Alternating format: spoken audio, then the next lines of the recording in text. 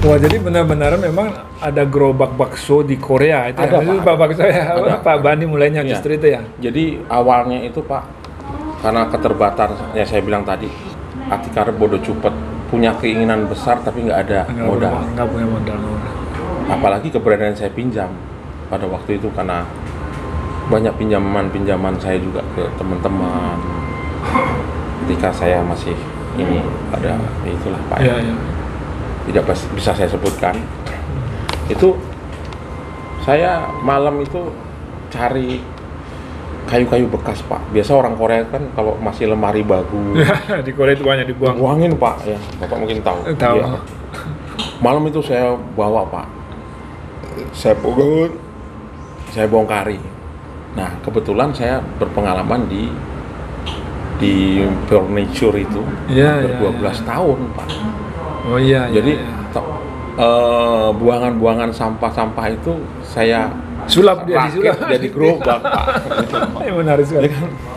Dengan 2 meter Pak, 2 meter apa namanya lebar warung itu, saya berpikir ini gimana makannya kalau ditaruh kursi. Nah akhirnya makanya menghadap ke tembok masing-masing, jadi adu pantat Pak. Ya, ya, ya. Jadi saya kasih dengan papan satu dan depan gerobak seperti itu Pak. Itu di mana Pak waktu itu bikin Waktu usahanya? itu di Gyeonggi-do Pocheonsi di Di Songoli Pak, Pocheon. terminal. Ya, ya. Dengan ketekatan saya lagi tidak berizin Pak. Itu yang Nekat aja. nekat sekali. Waktu itu saya juga koordinasi dengan teman-teman polisian setempat bahwasanya saya ada ingin begini. Nanti ketika memang sudah bagus, baru saya urus izin. Karena tempat itu pun bukan saya sewa ngasih uang dulu Pak, karena Ya, ya. mungkin orang Korea ini kasihan dengan saya. Kemudian saya dikasih tempat gudang itu Pak Ya, sebenarnya. ya. Gudang penyimpanan barang. Jadi saya harus bersihkan. Saya hanya dikasih tempat cuma-cuma gitu Pak. Ya, ya. Dibersihkan terus saya buat gerobak di depan. Ya. Kami telaten Pak bahasa Indonesia. Sering kita upload di Facebook. Banyak pertanyaan dari teman-teman yang ada di Korea pada waktu itu. Ini gerobak di Indonesia atau gerobak di Korea? Di Korea gitu ya, karena yang persis kayak gerobak di Korea, di Indonesia ya. Nggak mungkin di Korea tuh ada warung Gerobak. ya. Mungkin udah ditangkap polisi dulu. Iya, iya. Kok ada? Nggak mungkin kan? Makanya saya pada waktu itu ya saya berani-beranikan sekali Pak, dengan resiko saya mungkin nanti dideportasi atau apalah seperti itu. Karena memang saya bicara begini, saya harus berubah gitu. Saya harus totalitas.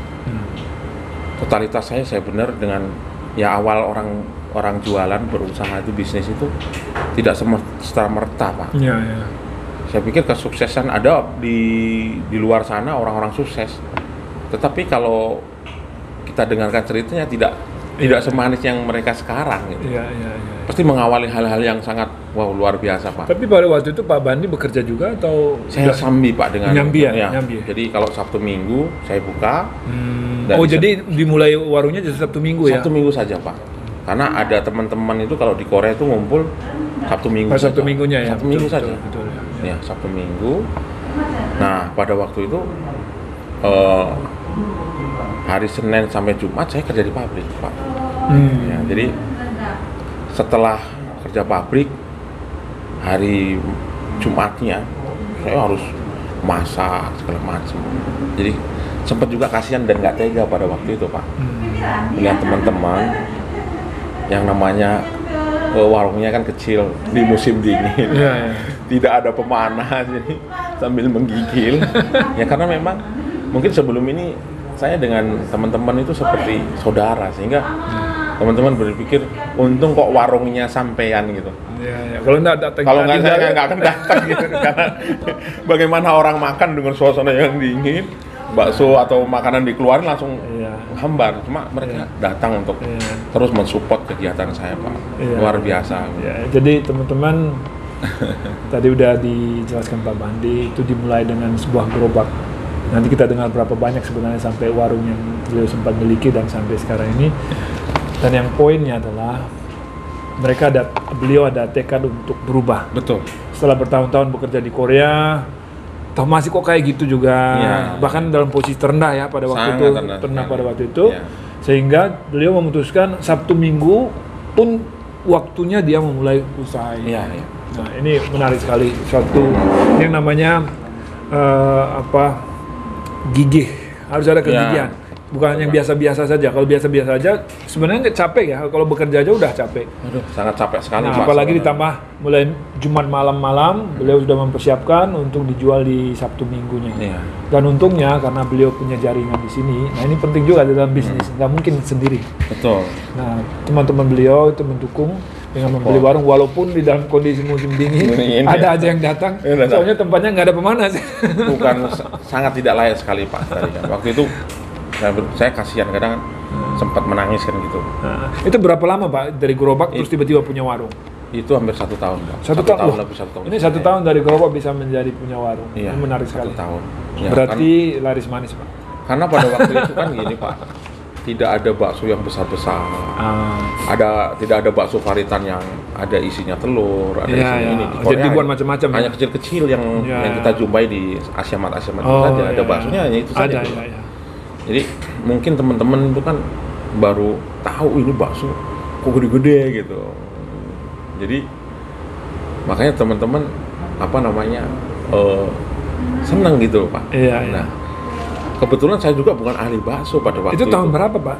Itu tahun 2015 Pak. Oh 2015, jadi sebenarnya belum begitu lama ya? Justru kalau di sini Pak, di Korea ini saya bukan terus, justru yang mengawali itu bukan saya tuh bakso sebenarnya Pak. Saya dulu dengan sekarang yang ada di Pyeongtaek itu Mbak Sijan Siti itu yang Jadi warung ada- si rezeki itu Pak. Oh, Saya ambil bakso dari beliau gitu. Tetapi kan kayak nggak mungkin sekali saya minta resepnya, Iya, minta iya. itu. Jadi secara Jadi mengembangkan sendiri ya, saya dimana- otodidak, saya belajar. Iya. Jadi ada gerobaknya bakso, terkadang orang ditanya, Pak makan baksonya nggak ada, habis seperti itu Pak. Karena memang pasokan dari Mbak. Nah, akhirnya terus saya Oh, belajar. padahal mengambil dari orang dulu ya. Saya belajar dengan Inovasi lah ya, inovasi membeli sendiri. modelnya seperti apa. Iya Pak, awalnya itu kita tidak punya mesin giling, saya semua itu Manual. bikin sendiri alat-alatnya Pak. Jadi panci berapa aja yang saya bikin mixer, karena kalau saya beli mixer yang ini Pak, Nah, yang 100 ribuan itu, sekali untuk giling rusak. Karena kan daging kan, Iya, daging iya, kan iya. terlalu kental dan nah makanya saya bikin panci, saya bikin apa iya, iya. kayak mesin-mesin blender seperti itu ya, sampai jadi kayak orang gila Pak. Kan orang gilanya apa, saya sampai nangis. Kenapa? Terkadang kalau nggak bisa kita harus manual pakai sangop untuk adon itu Pak, perlu banget perjuangan. Sehingga pada waktu saya pernah Pak, saya dapat orderan tuh sekali banyak, tapi saya malah nangis. Kenapa? Mesinnya nggak ada gitu. Bener dapat orderan banyak, Tapi nggak bisa harusnya kan memenuhi ya. bahagia Ya, kan, ini nggak bisa harus memenuhi ya. bahagia. Mesinnya mesin bahasa, aduh. Iya. Tapi dengan kegigihan saya, terus saya lihat di YouTube, saya lihat di mana, Belajar gitu, ya. saya rancang ini sendiri gitu Pak. Boro-boro kita mau ambil mesin-mesin dari impor dari Indonesia, sangat nggak mungkin sekali, modal kita tidak ada Pak waktu itu. Saya kira modal yang bisa terlihat dari Pak Bandi itu selain bahasa, kemudian beberapa skill yang dialami justru pada waktu bekerja di sini, tetapi yang paling penting adalah selain kegigihan juga pasti ya, adalah mau belajar. Ya. Saya kira saya menangkap satu poin adalah Pak Bandi mau belajar ya, self develop. Bahkan dilihat di YouTube atau di Facebook yang Betul, mana betul. untuk mendapat, sehingga beliau menemukan satu katakanlah solusi untuk masalah-masalah yang dihadapi. Nah, setelah itu mulai 2015 terakhir itu saya dengar sampai punya beberapa cabang Pak itu. Nah, bakso itu gimana? Makanya awalnya saya berpikir begini Pak, usaha itu kalau hanya satu tempat itu akan akan jalan di tempat saja. Ketika konsumen nanti mulai bosan di daerah itu, kita akan tidak diuntungkan sekali gitu. Ya. Satu contoh, daya beli masyarakat di di daerah satu dengan yang lain ada perbedaan, Pak. Ya, ya. Makanya saya ekspansi keluar. Dengan waktu itu saya gerobak, dengan saya bermitra, Pak. Oh, bermitra. Bermitra dulu dengan teman-teman yang mereka sudah punya warung. Nah, dan yang saya dekati itu yang memang warungnya tidak laku sekali. Jadi saling menguntungkan lah ya. Oh, sangat menguntungkan. Makanya waktu itu saya datang ini. Pertama itu di Ansan, Pak. Di Ansan itu pemiliknya orang Korea. Iya, iya. Sekarang bakso bejo Ansan Pondok Bali. Waktu itu jangan mengeluh sekali tuh bosnya, dia bilang 1 bulan cuma dapat 300.000 won. Itu pembelian, bukan untung. Bagaimana penjualannya ya. Bagaimana saya mau bayar karyawan? Karyawannya sampai kokinya sampai waktu itu ada yang kabur waktu itu. Iya, iya. Kemudian saya tanya, coba saya mau tahu menunya. Saya coba, oh kayaknya kurang pas sekali nih kopinya. Setelah itu mau nggak? Saya kepingin, boleh nggak saya beli tempat ini? Gitu. Mungkin nanti dengan, tetapi penawaran ke saya di luar dugaan saya pikir ya di angka-angka 40 juta atau 30 juta won. Dia memberikan tawaran ke saya sekitar 190 juta, Pak. Udah ya nggak bisa, saya nggak punya uang kalau segitu. Nah, sudah kita kerjasama saja. Bagaimana baksomu bisa di ini ke sini gitu. Ya, ya. Mungkin ya oke lah. Oke gitu. Oke. Jadi mulai buka cabang pertama itu di Ansan ya? Ya, di Ansan. Di Ansan kemudian sudah jalan booming Ansan dulu. Wah, iya, ramai. Yang biasanya pendapatan sebulan berjuta-juta. Berikutnya ekspansinya kan kita ke ini Kimhee, Pak. Modelnya sama juga? Sama. Bukan, kalau yang ini sahabat dan sekarang saudara. Jadi beliau ini datang ke warung saya, Pak Ismail. Iya, iya. Ya, terus perkembangan kami bagaimana dari yang gerobak itu. Terus setelah kita mengikuti event-event, Pak, saya pernah menangis dan mungkin bahagia dan mungkin pengalaman dalam hidup saya yang memang belum pernah, Pak. Dan saya nggak pernah seumur-umur hidup saya di luar negeri atau seumur hidup dalam hidup saya seperti itu. Pada waktu itu ada bazar yang memang kita ikuti, acara kenduri, Pak. Waktu itu acara kendurinya kita mengundang wali band. Bukan kita, apa namanya, panitianya. Panitia. Mohon maaf. Wali band, dan saya tanya, kalau kita jadi sponsor berapa, Mbak? Iya, iya. 1 juta. Oh, saya berpikir 1 juta di Indonesia itu dapat motor second bagus. Iya. Aduh, dikasih nggak ya kan gitu. Tapi nanti dapat stand begini, nanti disiarkan seperti, wah, kepengennya kan gitu. Dengan persiapan saya buat seragam, Pak, teman-teman. Seragam, saya rekrut orang 15, Pak. 15, Pak. Terus untuk biaya sponsor itu 1 juta dibayar di muka. Nah, kebetulan kami berangkatnya pagi. Kami ambil tempat yang bagus, Pak, gitu. Walaupun kami sebenarnya ditempatkan di pojok. Waktu itu ambil tempat yang strategis. Nah, ketika di perjalanan menuju ke tempat lokasi, panitia SMS dan telepon saya ke sponsor, mohon maaf, Pak, kami dari panitia, grup walinya nggak datang. Ini, Pak. saya tanya, berdoa ini kekuatan Tuhan saja, Pak. Ya, istilahnya saya di perjalanan menuju tempat itu, Pak, kita jam 4 pagi sudah ini, apa namanya, sudah nangis, Pak, di batin saya. Bagaimana saya harus bayar bis 500.000 won? Bagaimana komitmen saya dengan 15 orang ini 100.000 per satu orang? Berarti saya harus 2 juta. Kalau wali nggak datang, pasti tamu nggak datang dong, kan gitu, Pak, waktu itu. Tapi Tuhan itu kan punya rahasia yang memang tidak bisa diungkap oleh manusia. Pada waktu itu saya hanya berdoa dan nangis, Pak. Setelah sudah saya bilang, semua pasrah. Waktu itu saya bawa 3 kintal bakso, Pak. Saya buat itu beberapa hari, Pak, menjelang itu. 3 kintal bakso, Pak. Pok itu. Ini gimana mau digimanain ini bakso? Saya ke belakang dengan saya menangis.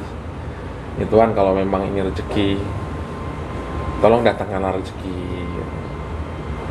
Terus dengan harapan saya, kalau memang waktu itu memang mau naik haji ya Pak ya, jadi butuh biaya juga. Iya. Terus bagaimana saya mau melunasi keberangkatan haji saya, gitu loh Pak. Kalau ini juga nggak laku gitu Pak. Padahal kurang 1 minggu, saya banyak terbebani akhirnya Pak. Nah, wali tidak datang. Teman-teman yang di ini Pak, yang sewa-sewa setan, mereka julitin gitu loh Pak. Iya. Nah, Pak Bandi gitu. Udah sewa ini, sewa itu. Terus ini gimana bayarnya gitu. Wah, saya tambah nangis lagi Pak di belakang. Hanya doa sama ya Allah, saya bilang gitu. Kalau memang ini rezeki yang memang diberikan kepada saya. Kalau memang ini awal kehancuran dari saya, ya sudah mungkin saya tidak boleh seperti itu. Nah, di luar dugaan, penontonnya juga nggak tahu kalau walinya datang Pak. Karena takutnya mungkin marah atau gimana kan. Mungkin agak gimana ngomongin ini semua kan. Pada waktu itu nggak datang. Mungkin efek dari kekesalan penonton, larinya ke bakso Pak. Akhirnya makan bakso. Iya, makan bakso. Itu 3 kuintal habis. Iya, 3 kuintal dalam 4 jam Pak. 4 jam. Saya waktu itu terkumpul uang itu sekitar 230 juta. 23 juta won. 23 juta won. Ya kisaran 250-an sekarang. Ya hampir seperempat. Dalam 4 jam. Seperempat M hasil penjualan. Itu, makanya saya sujud-sujud lagi Pak. Dalam 4 jam luar biasa. Saya enggak pernah saya kerja di pabrik pegang uang segini. Masuk gitu ya. Dalam waktu 4 jam ya? Bisa balik. Waduh. 1 koper Pak uangnya Pak. Jadi memang di dalam perjalanan hidup ada titik-titik di mana orang benar-benar sampai pasrah. Tetapi sebagai orang yang beriman kita percaya jika Tuhan menginginkan bisa sesuatu yang menjadi titik balik di dalam kehidupan. Nah ini menarik sekali. Nah Pak Bandi sekarang punya bisnis lain selain beberapa warung dan kerjasama juga modelnya, tetapi juga ada bisnis online juga. Ya. Kalau saya kan seperti orangnya bahasanya begini Pak. Tanggal lahir saya itu tanggal lahir Majapahit. Tapi saya hidup di zaman milenial. Gitu Pak. Zaman kerajaan yang bahala nggak tahu tentang media sosial, nggak tahu tentang handphone, canggih handphone. Kan baru sekarang ini Pak.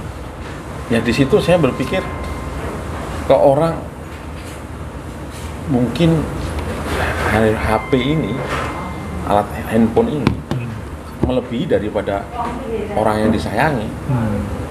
Di mana-mana dibawa gitu loh. Iya. Makanya saya berpikir, saya juga tadinya tidak percaya Pak. Kok bisnis online dapat duit bagaimana? Ternyata di situ ketemunya. Ya itu kalau orang memang benar-benar bisa kita lakukan, suksesnya sukses sejati yaitu tidur dikasih uang tanpa bergerak, jangan mengalir gitu. Karena memang sekarang orang kemana-mana HP, orang cari apa di HP, semua di HP Pak. Makanya kita masuk ke situ, saya memberanikan diri mengenalkan salah satu website. Apa namanya Bang? Namanya bejokorea.com. Bejokorea.com. Berbasis karena dulu saya memang seorang mantan TKI, sebenarnya belum mantan, masih TKI. Masih waktu itu ya, tapi sekarang kan bukan lagi. Saya masih bagian dari teman-teman semua. Iya. Jadi pada waktu itu istilahnya walaupun saya mantan TKI, saya harus punya ya bisa dibanggakan oleh teman-teman.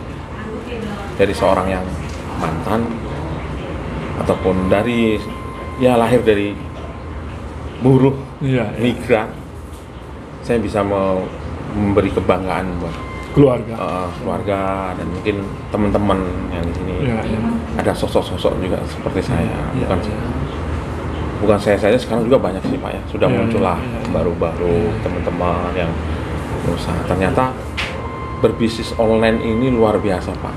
Tapi memang ada yang sedikit aneh di bisnis online kami. Karena apa? Bayarnya itu setelah gajian. Wah, ini menarik sekali. Ya, jadi ada satu yang menarik, mungkin saya memberi penekanan. Ya. Jadi Pak Subandi ini membuat suatu sistem yang sebenarnya dari sisi kacamata bisnis itu beresiko banget. Ya, betul. Tetapi beliau mulai dengan membangun kepercayaan. Kepercayaan, memberi kepercayaan kepada pembeli. Ini kebalik ya? Betul. Biasanya Betul. yaitu dengan memberi sistem pembayaran itu di belakang. Jadi Betul. order dulu, kirim barang, nanti dibayar pas gajian. Oh ya. Nah ini menarik sekali. Saya nggak tahu bagaimana sampai pemikiran seperti itu. Tetapi saya kira latar belakang beliau sebagai pekerja migran yang Betul. memahami bagaimana kondisi pekerja migran Betul, di sini yang betul. terbatas. Betul. Setiap bulan biasanya terima gaji itu disisihkan sedikit dikirim Betul, ke negara. Untuk keluarga dan lain sebagainya, sehingga sebenarnya pekerja migran di sini walaupun gaji besar, dalam video saya sebelumnya saya menyebutkan sampai 30 jutaan, Ya. tetapi yang dipegang itu hampir nggak ada Pak ya, Ya. karena semua untuk keluarga. Betul. Nah tetapi untuk kebutuhan sehari-hari, ya mungkin ada, tetapi kan terbatas. Nah oleh karena itu justru Pak Subandi memfasilitasi dengan memberi kepercayaan kepada teman-teman ini, beli dulu, bayarnya Gajian. nanti pas gajian. Ya sebelum, maksudnya dipotong dulu sebelum dikirim ke Indonesia. Itu kalau sampai pemikiran begitu, Ya, apa Pak? karena saya seorang buruh migran dulunya Pak, yang Ya. memang saya ingin cita-cita Pak. Cita-cita saya itu terkadang kapan sih bisa berakhir buruh-buruh migran Indonesia Ya. dan menjadikan Indonesia itu seperti yang Korea gitu Ya, Pak. ya. Korea dulu seperti banyak tenaga-tenaganya yang dikirim ke Ya, luar ya, negeri. ya, ya. Sekarang kita tahulah Korea bagaimana. Ya, ya. Semoga doa saya juga bisa seperti Ya, itu. ya. Kalau kenapa sih saya bisa seperti itu, saya lakukan Ya, bisnisnya seperti itu saya juga mengalaminya kan seperti ini Pak. Terkadang kebutuhan kita itu tiba-tiba di rumah minta kirim Ya. uang, pasti kewajiban kirim itu harus. Iya, iya. Nah, ketika kita tidak punya apa-apa, tidak ada solusi Pak. Akhirnya kan menahan diri, kadang sampai sakit, Iya. harus nggak makan dengan seadanya, nunggu gajian lagi. Iya. Karena kalau di perusahaan itu, walaupun kita bekerja di perusahaan itu, kalau kita pinjam kasbon itu hampir kayak dicuekin Pak. Iya. Yang saya alami, tapi Iya, belum iya. teman-teman Pak. Iya. Kayak nggak percaya, padahal kita sudah bekerja di situ ya Gitu Pak. ya. Tolong saya mau beli. Nah itu berawal dari itu saya lihat, wah, saya harus bantu teman-teman. Mungkin seperti ini cara saya bisa membantu teman-teman yang di Korea. Iya, iya. Dan saya tidak ada penagihan yang ekstrim atau seperti Sampai pakai tukang tagih ya. Debt collector ya. Jadi nggak pakai debt collector ya. Jadi saya selalu pasrah dengan Iya, iya. apa sih yang menurut keyakinan saya seperti Iya, itu Pak. iya. Jadi maksudnya, Kalau diberi kepercayaan, Ya. mestinya apa? makanya percaya. terkadang juga ada juga sih Pak yang lucu. Iya. Sudah sampai Indonesia baru ingat. Ada Pak, juga. saya lupa. Pasti yang pulang juga ada. Ya, Cuma presentasinya itu nggak apa. banyak. Saya yakin teman-teman di sini baik semua. Iya, iya. Teman-teman. Karena sebelum berangkat juga mereka harus lampirkan SKCK Pak. Itu yang jadi. Jadi saya yakin kan bahwa teman-teman Iya. buruh migran di sini Iya, iya. itu orang baik semua. Iya, Sehingga iya, saya iya. tidak ada satu titik pun saya curiga ataupun berprasangka buruk. Iya. Jadi saya selalu yakin Iya. ketika itu memang ada rezeki di saya. Iya. Tapi terkadang spot jantung juga Pak. Iya, iya. Dengan bulan ini kok yang belannya banyak banget, tapi uangnya kok nggak ada gitu. Cuma jadi piutang. Ya. Itu nggak ada. Itu gitu. masih berlangsung sampai sekarang, Pak? Sampai sekarang Pak. Sampai- Ya. luar Tapi biasa. memang kita ini sih Pak, memang Menyesuaikan lah ya, menyesuaikan. menyesuaikan karena perkembangan. Mungkin juga. ini untuk wujud kepedulian saya Iya, buat iya. teman-teman buruh migran, karena juga saya memang lahir berasal dari teman-teman seperti itu Pak. Jadi saya tahu bagaimana teman-teman kalau nggak pegang uang, ya. pengen makan enak kan gitu. Iya. Nggak ada, mungkin kan di supermarket Korea datang bawa barang langsung keluar tanpa bayar. Nggak mungkin ya Pak. Ini baru di tempat kami yang diperbolehkan. Ya, luar biasa sekali. Nah, pasti ada banyak sebenarnya hal-hal yang lain yang menjadi inspirasi lah. Tapi menurut saya beberapa poin yang disampaikan oleh Pak Bandi tadi, bagaimana ibarat kacang tidak lupa pada kulitnya. Betul, tidak lupa. Jadi Pak Subandi mengawali usahanya sekarang ini. Teman-teman bisa melihat di Google juga, beliau banyak muncul di beberapa publikasi mengenai usaha beliau seberapa banyak. Nah, tetapi yang saya melihat tadi adalah bagaimana misi Pak Subandi itu ingin membangun teman-teman. Nah, ini mungkin menarik. Apa yang menjadi harapan Pak Subandi ke depannya? Atau juga semacam suatu pesan lah buat teman-teman pekerja migran dan juga sekarang sebagai pengusaha, apa harapan Pak Subandi dan rencana ke depan sebagai penutup lah ya untuk bincang-bincang kita. Kalau harapan saya ke saudara-saudara saya, mungkin sekarang bukan saudara, lebih kepada ke anak-anak saya yang sudah jadi lebih memfilter tentang keuangan, memanage keuangan lebih baik. Memulai sejak dini perencanaan usaha-usaha yang kita akan lakukan setelah purna jadi TKI seperti itu. Sehingga di kemudian hari tidak ada kesalahan dalam memanage gitu. Kalau saya bicara, Anda harus jadi pengusaha, tidak, karena physical ataupun keinginan orang kan masing-masing, Pak. Tetapi yang terpenting bagaimana kita bisa memanage keuangan itu lebih baik, terus kita tetap waspada, jangan selalu percaya dengan siapapun untuk keuangan. Jadi itu mungkin nanti kunci teman-teman atau anak-anak saya yang sekarang ini bisa sukses, lebih hati-hati, jadi tidak berusaha-gerusu, memulai usaha, lakukan dengan hal yang sekecil mungkin. Yang kecil-kecil dulu kecil dulu, untuk menjadi besar itu lebih baik dari kecil dulu. Dari proses lah, proses. Tidak ujuk-ujuk langsung besar. Karena mungkin mentang-mentang punya modal langsung kita harus tahu ilmunya semua, Pak. Kita harus tahu, karena ketika memulai sesuatu besar pasti akan hancur. Karena ilmunya kalau belum siap ibarat membangun itu rumah, belum siap pondasi malah rapuh, Pak ya. Dan pastinya tetap semangat di pandemi seperti ini, Pak Tarigan. Harapan kita ya semoga tahun ini tahun yang terakhir. Kalau Pak Bandi sendiri, apa visi bisnisnya mau ke depan, mau berencana seperti apa? Apakah ada? Ya, bagaimana kalau dari saya, kemudian saya juga mewakili dari teman-teman Asosiasi Pengusaha Indonesia di Korea Selatan, bagaimana di sini juga banjir produk Indonesia. Kita banjiri produk Indonesia seperti Thailand. Kalau dibanding dengan dari negara-negara lain, produk kita masih terbatas, masih kecil, Pak. Dan kiranya menyentuh pasar Indonesia. Sementara dari negara-negara lain, Thailand misalnya, mereka pasar Korea juga dibanjiri. Banyak sekali. Vietnam juga, Filipina juga. Jadi ini menjadi satu tantangan menurut saya. Pak Bandi sebagai orang yang sudah bergerak di dunia bisnis, katakanlah di sini ya, walaupun hitungan waktu singkat, tetapi pengalaman di sini bisa melihat kita masih kalah. Artinya masih ada banyak peluang bagi kita sebenarnya untuk bisa memasuki, membanjiri lah Korea dengan produk-produk kita. Mungkin pesan terakhir? Ya, untuk saya berpesan, satukan visi dan misi untuk menuju satu kesuksesan. Karena ibarat lidi, kalau kita hanya sendiri akan mudah dipatahkan. Bersatu kita teguh, bercerai kita runtuh. Bukan bercerai kita kawin lagi. Tidak. Enggak ya. Jangan, Pak. Oke, terima kasih sekali Pak Subandi untuk bincang-bincang. Saya kira ada banyak hal yang bisa kita pelajari dari perbincangan dengan Pak Subandi. Tapi poinnya adalah bahwa untuk mencapai suatu kesuksesan itu ada proses. Dan orang-orang yang bisa melalui proses ini, yang tahan banting istilahnya, lah yang bisa muncul. Oleh karena itu, Pak Bandi adalah salah satu kisah. Untuk itu juga kami akan juga mengangkat, ada banyak kisah lain juga ya, yang di Korea itu, yang seperti mutiara, yang kalau kita buka itu memberikan suatu cahaya yang memberi inspirasi. Betul sekali. Oleh karena itu, ikuti terus acara kami bincang-bincang inspiratif di Advokat Indonesia di Korea.